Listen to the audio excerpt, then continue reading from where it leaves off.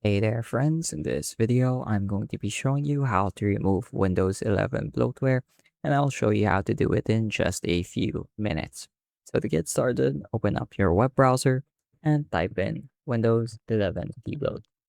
Click on the first result that you see. This should be a GitHub page, and then once you're here, go ahead and scroll down a little bit.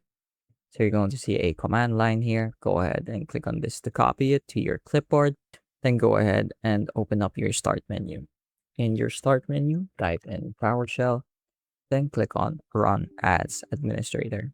Once you've got the terminal open, you can hit Ctrl V on your keyboard, then hit Enter. PowerShell should take care of everything for you, so it's really nice and it's really convenient. So as you can see, it opens up the Windows 11 debloat tool, and I recommend people just go with the default mode, or you can also click on custom setup if you'd like to change what you're removing. So here, this is the first window, app removal. I'm just going to go ahead and remove all the default apps, the Xbox gaming apps, as well as any OEM software. So pretty much everything.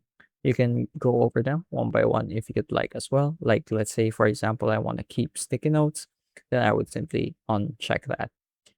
Once that's done, you can go ahead and click on next. And here you're going to see all the system tweaks that you do. I usually like to leave this alone, but I also make sure that gaming is disabled. The Xbox features are disabled because those do tend to slow down the PC quite a bit.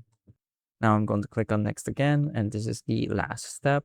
Just make sure that you're creating a system restore point in case anything does go wrong and you want to roll back your changes. So with everything said and done, you can go ahead and click on apply changes.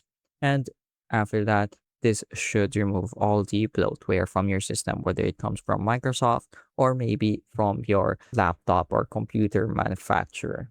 So usually this takes anywhere between 5 to 10 minutes, and you're also going to see a different number of steps depending on the amount of changes that you've made. Overall, though, it's really fast and still doesn't take up a lot of time, so you shouldn't have to wait for long. So once all the steps have finished, this is what it's going to look like. Please note that some changes will only take effect after a reboot, or so it says.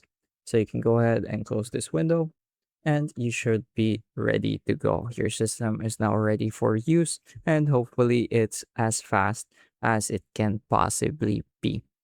So that's going to be it for this video. I hope I was able to teach you something new and something useful. And as always, thank you for watching.